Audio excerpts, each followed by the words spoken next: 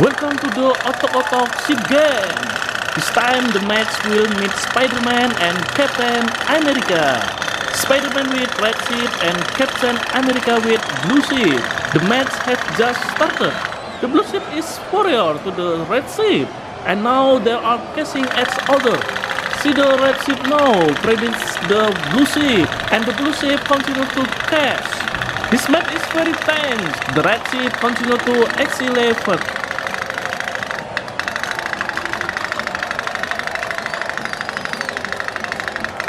The blue ship continues to charge. The red ship still leads the game and keeps speeding towards the finish line. In the end, the red ship won.